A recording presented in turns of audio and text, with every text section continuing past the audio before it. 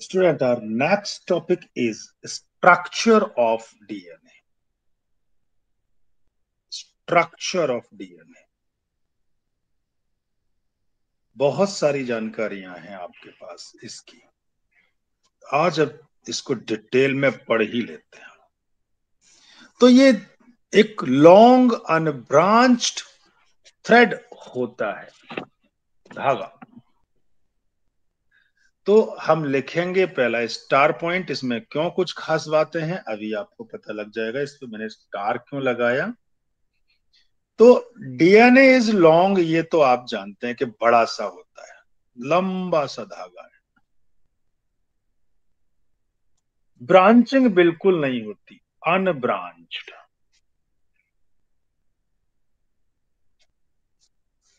लेकिन spirally coiled है। जैसा आपने देखा हो कि जो हेलीकॉप्टर से रस्सियां नीचे डाल देते हैं किसी कमांडो को चढ़ाने के लिए, जो स्टेयर बन जाती है, वो आपने देखी होगी, वो स्पाइरली कॉइल्ड होती है। ऐसा ही है इन यूकैरियोट्स। किसमें? यूकैरियोट्स में। यूकैरियोट्स कौन होते हैं? जो वेल डेवलप सेल जिनमें होती है। ठीक है। And circular in prokaryote. Circular in prokaryote, जिनका न्यूक्लियस वेल डेवलप नहीं होता। अब यानी एक तो डीएनए ऐसा होता है, एक डीएनए सर्कुलर सा होता है। किसमें? ये यूकैरियोट्स में है, ये प्रोकैरियोट्स में है। यू का मतलब होता है ट्रू और प्रो का मतलब प्रिमिटिव। कैरियोट का मतलब न्यूक्लियस। जिसमें ट्रू न्यूक्लियस है उसमें ऐसा डीएनए, जिसमें प्रिमिटिव टाइप का न्यूक्लियस है उसमें ऐसा डीएनए। तो डीएनए किस किस तरह का होता है, ये वाला तो पॉइंट हो गया क्लियर। अब हमने यहाँ पे दो तरह की सेल बताई। तो क्या सिर्फ सेल्स में ही डीएनए है और कहीं डीएनए नहीं होता? होता है। साथ में मैं ये वाली बात और लिखने जा रहा हूं, as well as in mitochondria, इनमें भी डीएनए। माइटोकॉन्ड्रिया तो सेल के अंदर है, तो कुछ ऑर्गन्स में भी डीएनए, सेल ऑर्गेनेल्स में भी डीएनए होता है। एंड प्लास्टिड्स, इनमें भी डीएनए होता है। यानी क्लोरोप्लास्ट जो है उसमें डीएनए है। इसकी वजह से माइटोकॉन्ड्रिया और प्लास्टिड को कहते हैं हम सेमी ऑटोनोमस सेल ऑर्गेनेल। अच्छा, अब क्या होता है कि ये जो लार्जेस्ट मैक्रोमोलिक्यूल है, डीएनए जो है वो लार्जेस्ट मैक्रोमोलिक्यूल है। यहां पे अगला पॉइंट में दे रहा हूं, डीएनए इज लार्जेस्ट मैक्रोमोलिक्यूल। आपने 11th में बायोमोलिक्यूल्स पढ़े होंगे। एक पोर्शन होता है एसिड सॉल्युबल, एक होता है एसिड इनसॉल्युबल। जो इनसॉल्युबल पोर्शन होता है उसे मैक्रोमोलिक्यूल कहते हैं, जो सॉल्युबल होता है उन्हें माइक्रोमोलिक्यूल। तो ये लार्जेस्ट मैक्रोमोलिक्यूल है, जिसके दो कंप्लीमेंट्री स्ट्रैंड बने होते हैं, विच कंसिस्ट ऑफ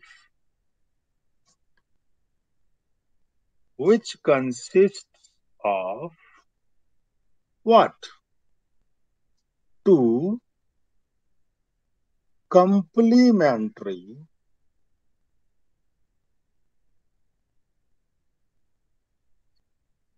strands.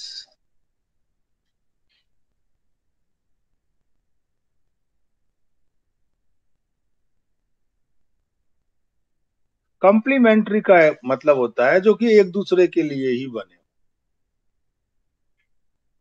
किस चीज के होते हैं वो strands? Of deoxy ribonucleotide. Deoxy ribo nucleotides, nucleotides के बने होते हैं, जो कि एक दूसरे के एंटी पैरेलल होते हैं, दैट रन एंटी पैरेलल, एक दूसरे के एंटी पैरेलल होते हैं। अभी क्या होता है एंटी पैरेलल, समझ में आएगा। जैसे एक स्ट्रैंड डीएनए का ही है, एक स्ट्रैंड डीएनए का ही है, अगर ये 3 प्राइम से 5 प्राइम तक है तो दूसरा इसके एंटी होगा 5 प्राइम से 3 प्राइम तक, और ये आपस में एक दूसरे से फोल्ड हो जाएंगे, तो ऐसा स्ट्रक्चर बन जाएगा। तो एक 3 प्राइम से 5 प्राइम तक, एक 5 प्राइम से 3 प्राइम तक। जो मैं हैश लगा रहा हूं इसको आपको प्राइम कहना है, इसको आपको हैश नहीं पढ़ना है। बात समझ में आ रही है आपको? Is that clear? तो that run anti parallelly, parallelly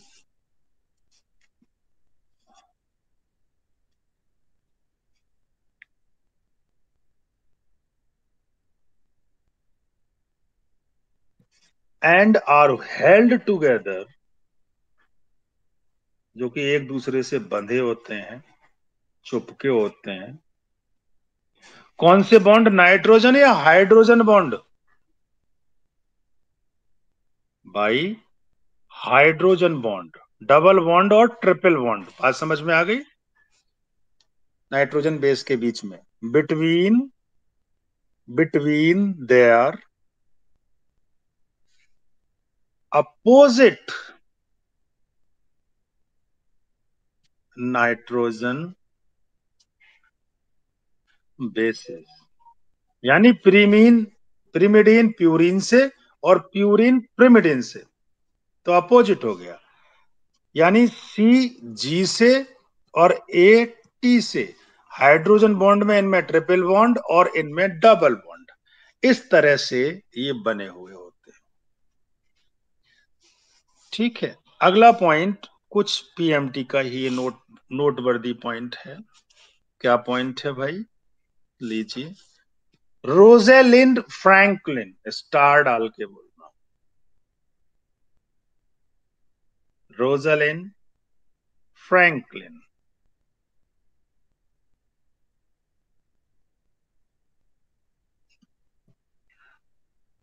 studied the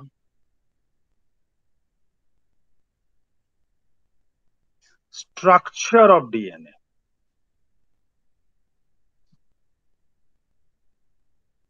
इनने सबसे पहले स्टडी किया कैसे, यूजिंग एक्सरे, एक्सरे से। उसमें क्या देखा, it showed the DNA is a helix, DNA एक हेलिक्स है, धागे जैसा। ये वाली बात इन्होंने देख ली।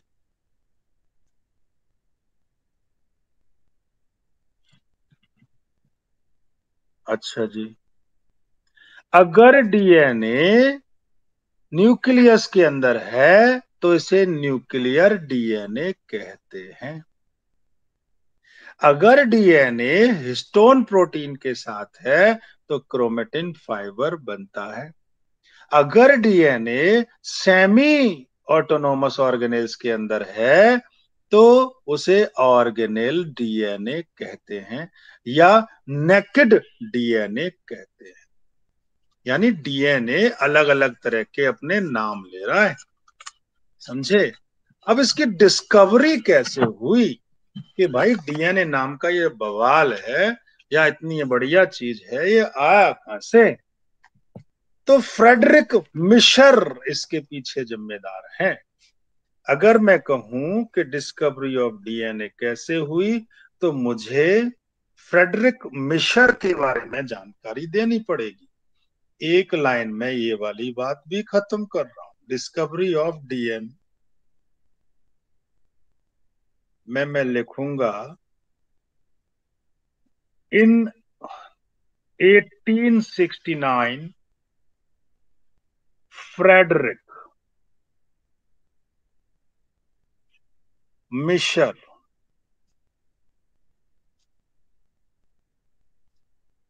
साइंटिस्ट महोदय हैं, फ्रेडरिक मिशर, इन्होंने सेपरेटेड एन एसिडिक कंपाउंड,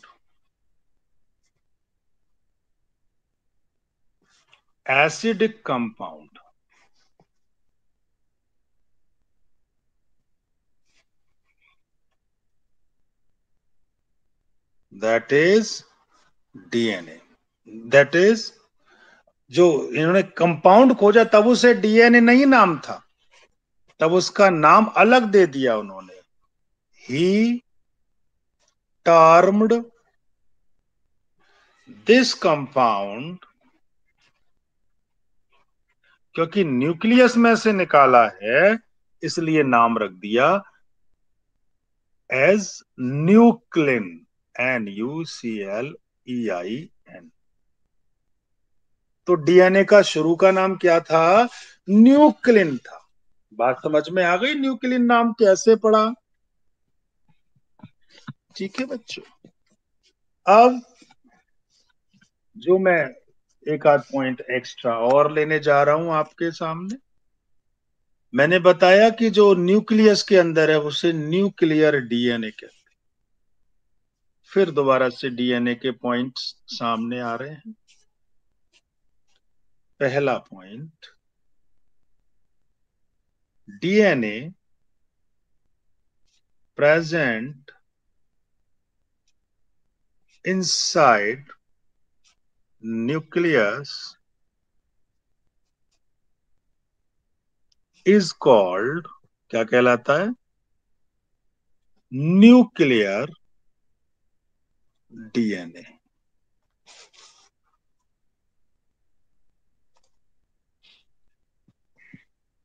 कैसा है डीएनए? नेगेटिव चार्ज है प्रोटीन, पॉजिटिव चार्ज है?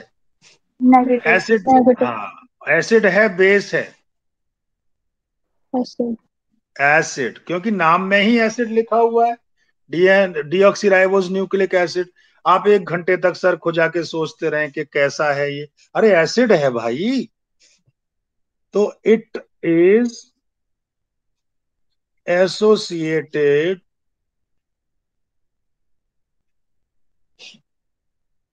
With histone protein. ये हिस्टोन प्रोटीन के साथ चिपक जाता है।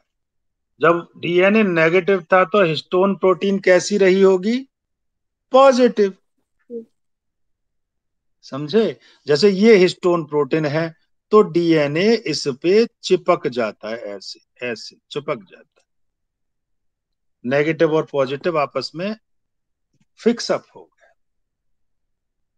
जिससे क्रोमोसोम का धागा बनता है टू फॉर्म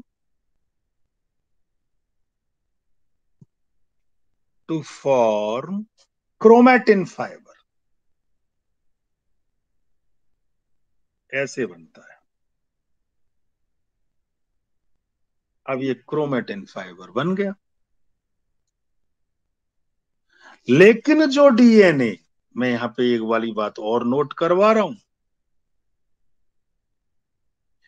जो डीएनए मैंने बताया था कि माइटोकॉन्ड्रिया के अंदर भी डीएनए है, ये पड़ा हुआ, और प्लास्टिड के अंदर भी डीएनए है, ये प्लास्टिड है, इसका भी डीएनए है। ये जो डीएनए होते हैं इनमें हिस्टोन प्रोटीन नहीं होती। बात समझ में आ गई? ये नीट का क्वेश्चन है। तो DNA present inside semi autonomous, बता चुका हूं मैं आपको, ऑटोनोमस ऑर्गेनेल, आपने ऑर्गेनेलीज बोलते हैं, कुछ भी बोलो, मेरा क्या है, इज कॉल्ड, कहा जाता है, ऑर्गेनेल डीएनए।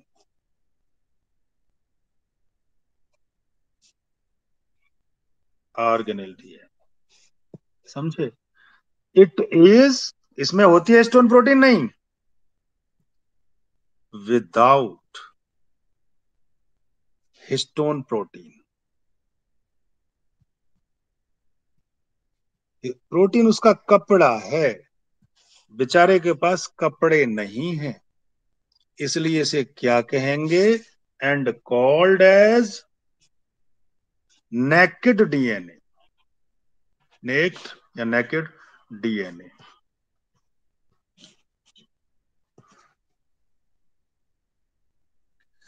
ठीक है भाई। जो प्रोकैरियोट्स होते हैं उसमें डीएनए को क्रोमोसोमल डीएनए कहते हैं, क्योंकि ये साइटोप्लाज्म में ऐसे ही पड़ा रहता है, न्यूक्लियर की मेम्ब्रेन ही नहीं होती, आरएनए वगैरह के साथ फोल्ड हो जाता है। और जो प्रोकैरियोट्स में उनमें एक्स्ट्रा डीएनए और होता है, जिसको हम प्लाज्मिड कहते हैं, सर्कुलर डीएनए जिसकी मैं बात कर रहा हूं। ठीक है, तो ये वाली बात भी नोटवर्दी है।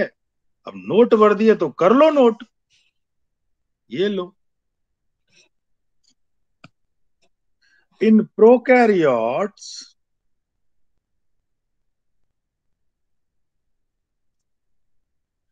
जो न्यूक्लियस का डीएनए है, न्यूक्लियस तो क्लियर नहीं होता, तो न्यूक्लियर डीएनए जो है साइटोप्लाज्म में फंसा रहता है, is embedded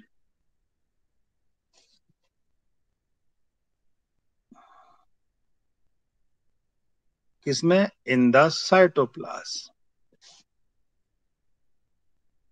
cytoplasm, prokaryotes often called as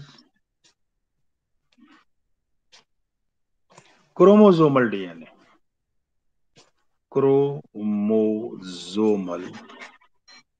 DNA भी इसे कहते हैं।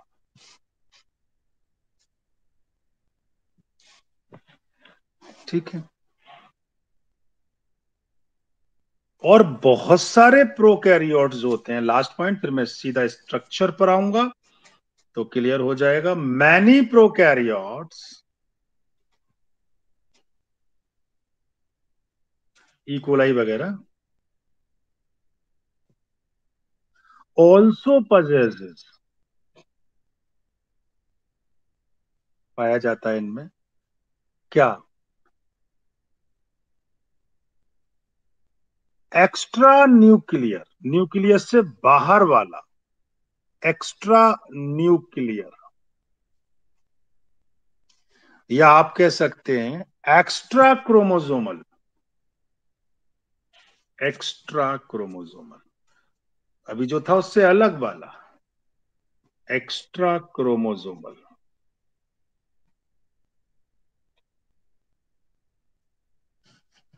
स्मॉल, छोटा सा, सर्कुलर डीएनए सेगमेंट, डीएनए का टुकड़ा,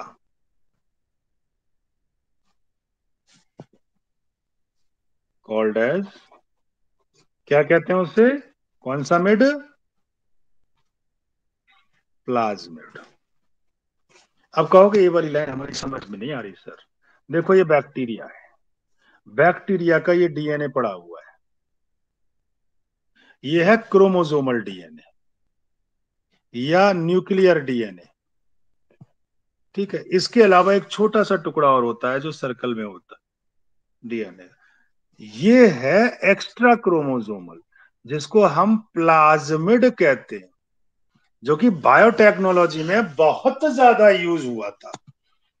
क्या मैं इस बात को बिल्कुल क्लियर मानूं कि आपको ये समझ में आ गया? Yes sir. ओके। अरे जब इतना इजी तरीके से पढ़ाया जाएगा तो समझ में क्यों नहीं आएगा? यस तो कहना ही था। एम आई राइट? Yes sir. ओके। लीजिए, अब अगला जबरदस्त वाद्य मैं बताने जा रहा हूं इसके स्ट्रक्चर के बारे में, जो वाटसन एंड क्रिक ने बताया। अब डीएनए का मॉडल शुरू।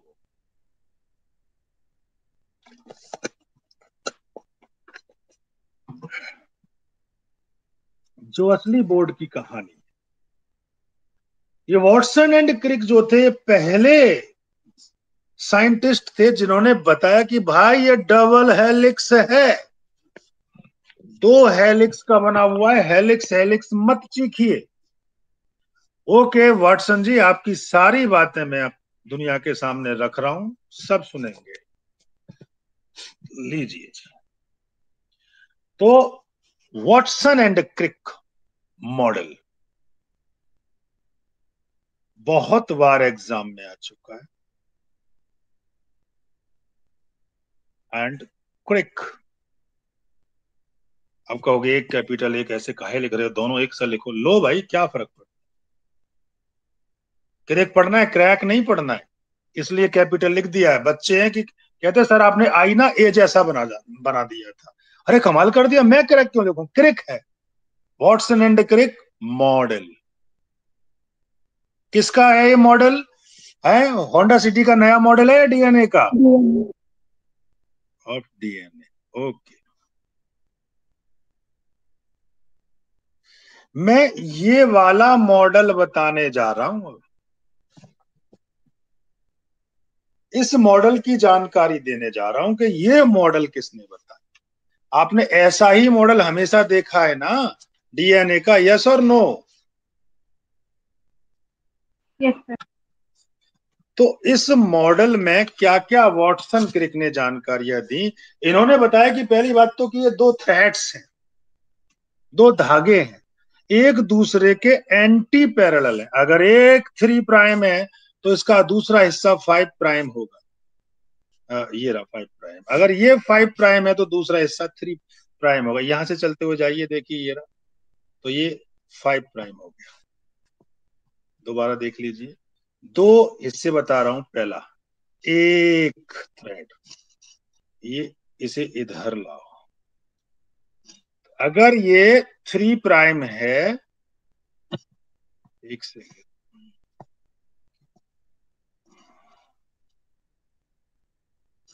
3 प्राइम है तो दूसरा इसका अपोजिट थ्रेड कैसा होगा? 5 प्राइम। और अगर ये एक और दूसरा थ्रेड जोड़ दिया, अगर ये 5 प्राइम है तो इसका अपोजिट कैसा होगा? 3 सर। ये जो हैश है, आप इसे हैश ना पढ़ें, आप इसे प्राइम पढ़ें, ठीक है? अब इसमें मैं और कौन सी दुनिया की ताजा बातें बताने जा रहा हूं। ये जो 2 थ्रेड, 2 हेलिक्स नजर में आ रहे हैं, इनके बीच की दूरी कितनी है, ये वाली बात आपको पता होनी चाहिए। एंगस्ट्रॉम में मैं दूरी बता रहा हूं, नैनोमीटर में और आप बदल ही लेते हैं माइक्रोमीटर में। तो 2 हेलिक्स के बीच की दूरी बता सकता है कोई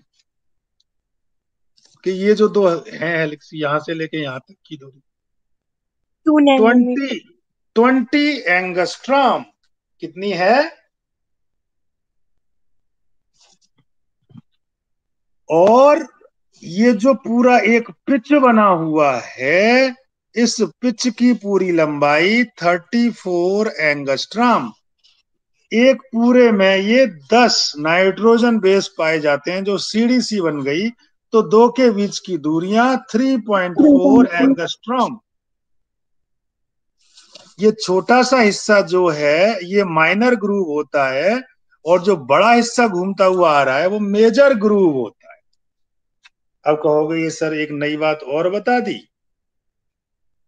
कोई बात नहीं है, सारा डिटेल लीजिए, दोबारा ये डायग्राम अभी समझाया जाएगा।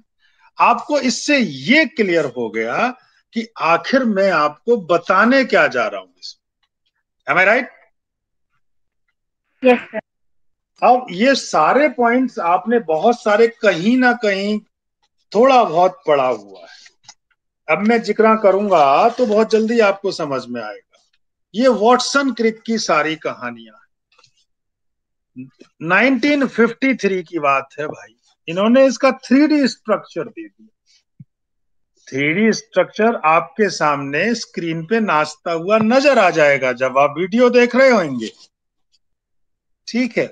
तो in 1953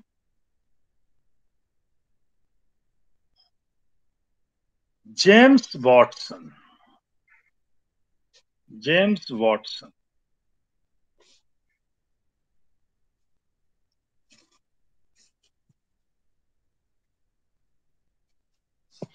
and Francis Crick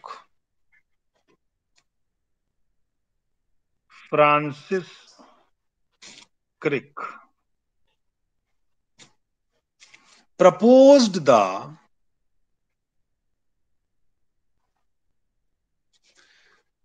three structure of DNA. बिल्कुल क्लियर हो जाता है ना 3D स्ट्रक्चर देखने में। तो जब डीएनए सामने नाचता हुआ दिखे 3D में, तो क्या सारी कहानियां क्लियर नहीं होंगी? हर तरफ से दिखेगा 3D स्ट्रक्चर ऑफ डीएनए। किस चीज पे बेस्ड था ये भी बताना पड़ेगा। बेस्ड ऑन, कैसे बना लिया 3D? अरे इन्होंने एक्सरे वाला इसका देख लिया था। Based on x ray diffraction photograph, जो एक्सरे खींचा था वो इन्होंने देख लिया। Diffraction photograph. क्या आप मुझे बता सकते हैं ये जो 3D मॉडल आपके सामने आया था, ये किसने, सॉरी, इसका जो एक्सरे किया था वो किसने किया था? थोड़ी देर पहले मैंने बताया था, ऑफ डीएनए टेकन बाई, किसने खींचा था? आर से शुरू था नाम, बिल्कुल सही बोल रहे हो, फ्रैंकलिन। Rosalind Franklin. जब यहां पे ये डिटेल दी जा रही है तो भाई इनके साथी भी थे, उनका नाम भी देना पड़ेगा। उन्होंने अगर ये वीडियो देख ली तो कहेंगे हमसे क्या दुश्मनी थी, हमारा नाम नहीं लिया। MHF विल्किंस एंड MHF, कुछ ज्यादा ही लंबा नाम था, विल्किंस। लो जी, ये साथी भी आ गए। भाई साहब अब आप बुरा ना माने, आपकी जानकारी दे दी गई। जब इन्होंने ये दे दिए स्ट्रक्चर इसका, दुनिया खुश हो गई। 9 साल बाद इन्हें नोबेल प्राइज मिला था 1962 में। For discovering the structure of DNA, Nobel prize was awarded to Watson, Crick and Wilkins, तीनों को, इन द ईयर 1962। और उन्होंने वो रुपया बराबर बराबर बांट लिया होगा जितना सारा मिला होगा। वॉटसन एंड क्रिक मॉडल क्या कहता है, ये वाली जानकारी हम आपको दे रहे हैं।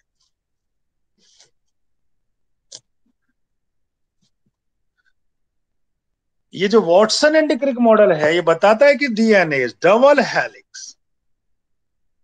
मैं हैश डाल के ये जानकारी लिख रहा हूं। वॉटसन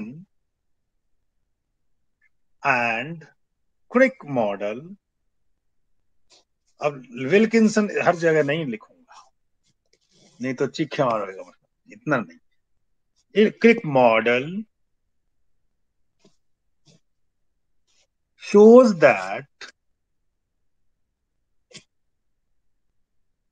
DNA is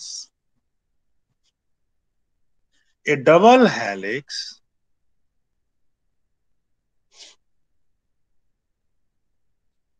ठीक है, with sugar phosphate backbone। 11th में खूब पढ़ाया ये। ऑन द आउटसाइड, बाहर की तरफ, एंड पेयर्ड बेसिस, जोड़े में बेस, पेयरिंग में basis, paired basis, nitrogen base की बात हो रही है। Nitrogen bases on the inside.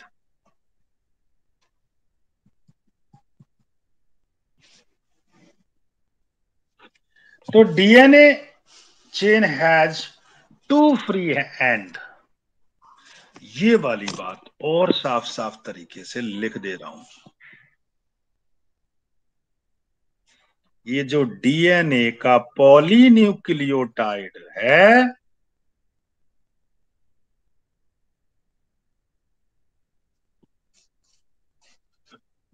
DNA polynucleotide chain has 2 free ends.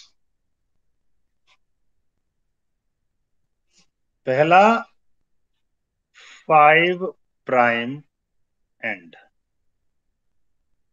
ये क्या होता है? Free phosphate moiety. Free phosphate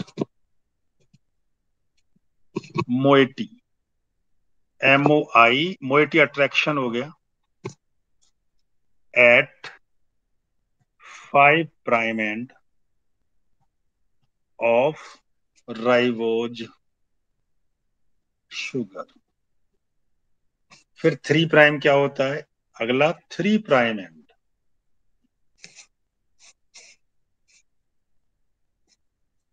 free 3OH group of ribose sugar. इसका मतलब ये होता है, समझे? तो ये स्ट्रक्चर क्या कह रहा है? अब आपके सामने यही वाली बात जो आपने अभी पढ़ा, इतनी सारी जानकारी ली कि molecule of DNA made up of 2 complementary anti parallels. पहला सैलिएंट फीचर आपके सामने हेडिंग, डीएनए के सैलिएंट फीचर, खास character feature of DNA.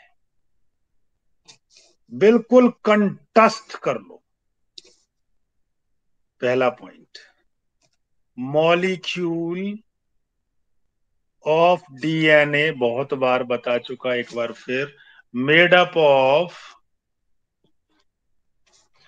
2 complementary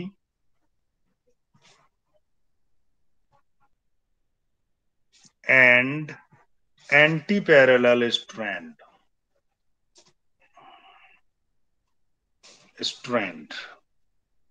इसका मतलब तो आप समझ गए ना, बार बार समझाने की जरूरत नहीं है।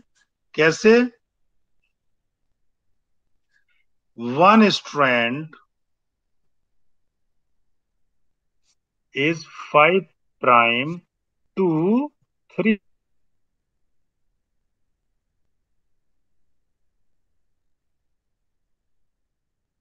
5 prime. Is that clear? Yes, sir. दूसरा पॉइंट क्या कहता है? नंबर 2, जो इनमें बेसेस होते हैं। अच्छा, पहले तो ये बता दे रहे हैं कि शुगर फॉस्फेट इसका बैकबोन बनाता है। दूसरा पॉइंट है, डीएनए मॉलिक्यूल हैज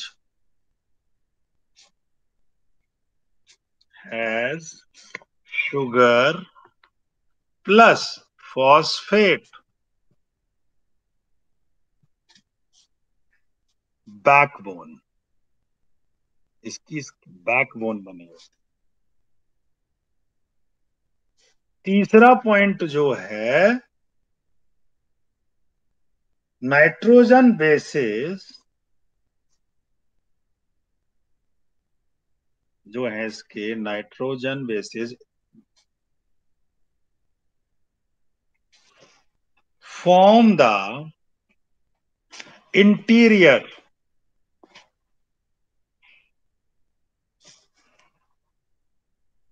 इसका इंटीरियर बनाते हैं एंड पेयर्ड थ्रू कौन से बॉन्ड के द्वारा? Hydrogen. Yes, through hydrogen bonds.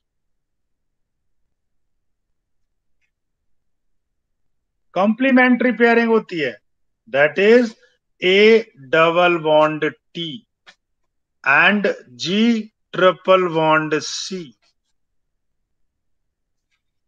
इसके बारे में चारगाफ ने बताया था।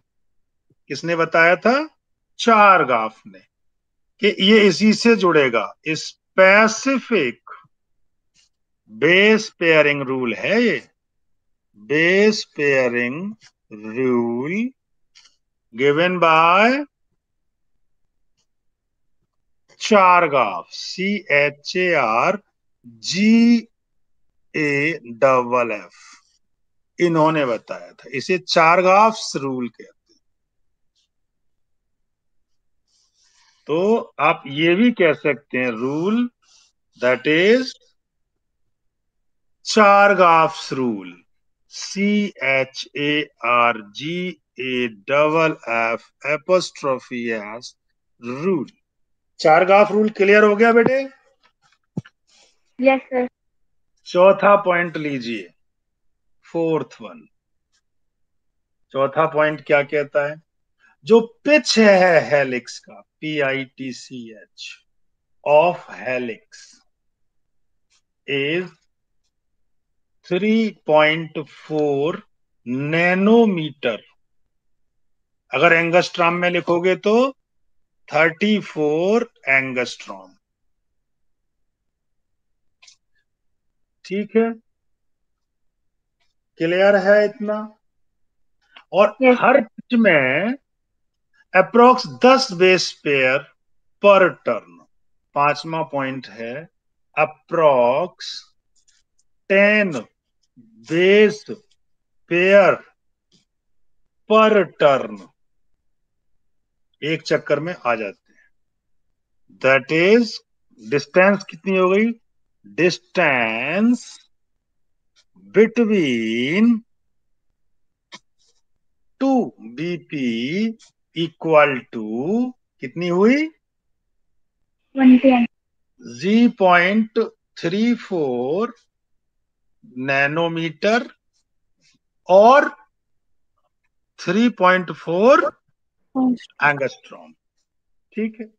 छठा पॉइंट, ये जो जैसे ये सीढ़ी घूम रही है तो राइट हैंडेड घूमती है। हमारा DNA राइट हैंडेड है, ये बात दिखनी पड़ेगी। Right handed helix,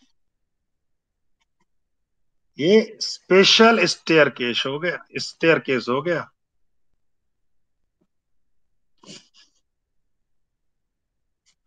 special staircase, सीढ़ी। ये जो स्ट्रैंड होते हैं दोनों आइडेंटिकल होते हैं, कंप्लीमेंट्री। Complementary. हाँ, एकदम सेम नहीं होते। Strands are complementary, complementary and not identical. बिल्कुल सेम होंगे तो जुड़ेंगे नहीं। वन इज टेम्पलेट, जिसको हम रेफरेंस कहते हैं,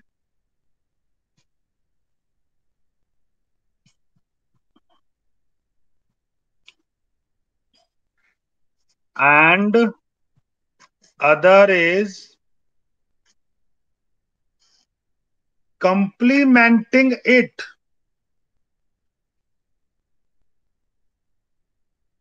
इसके बिल्कुल अपोजिट सा होगा, मतलब इसके बिना काम नहीं चल सकता उसका, कंप्लीमेंटिंग।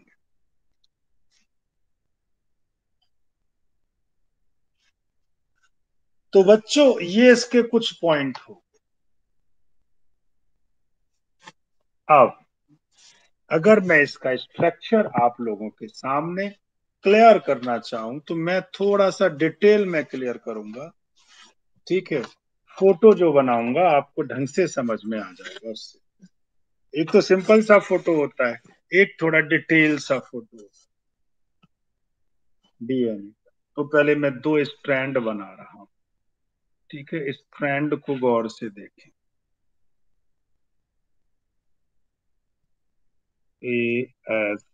सॉरी,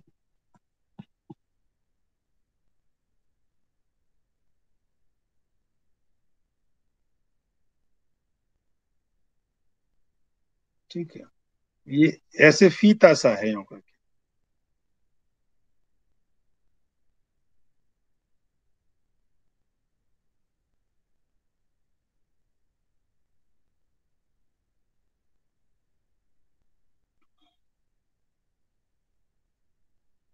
ये डीएनए का एक स्ट्रैंड हो गया।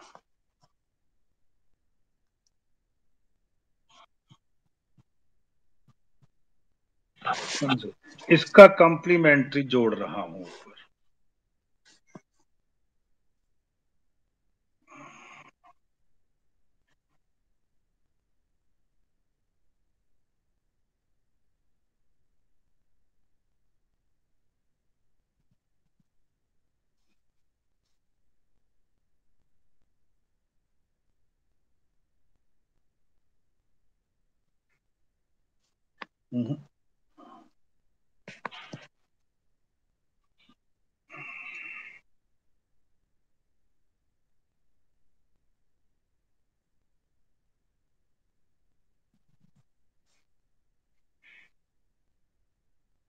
इन साइड को मैंने डार्कन कर दिया है, जब ये घूम के आता है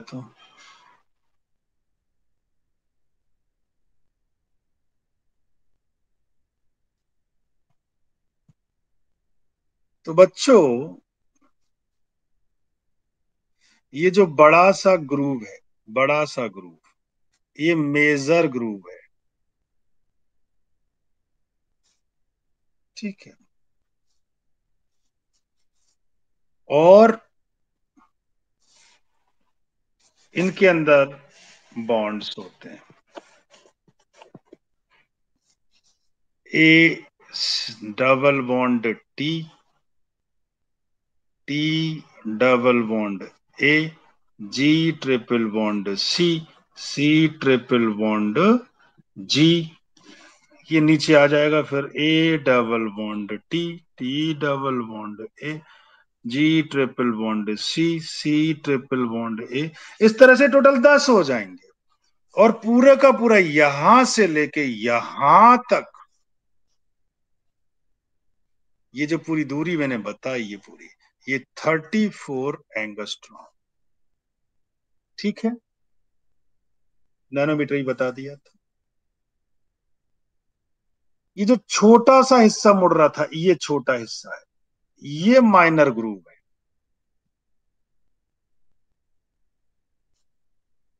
ये बॉन्डिंग इनमें भी होगी ऐसे करके, ये बॉन्डिंग इनमें भी होगी।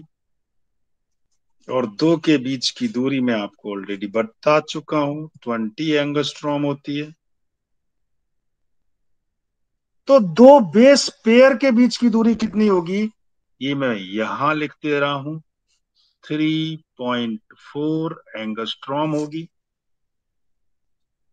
ये जो मैंने मॉडल बताया है आपको डीएनए का, ये जो मॉडल है, model of DNA,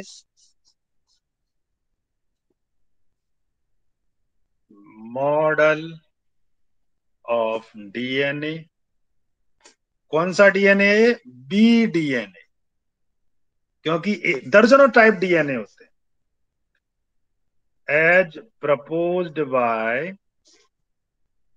Watson, Watson, spelling दोबारा लिख दे रहा हूं, नहीं तो फिर चीखे मारोगे आप, and Crick. So my dear student, this is all about the 3D structure of the DNA and the salient feature of DNA given by Watson and Crick. This is clear from my side.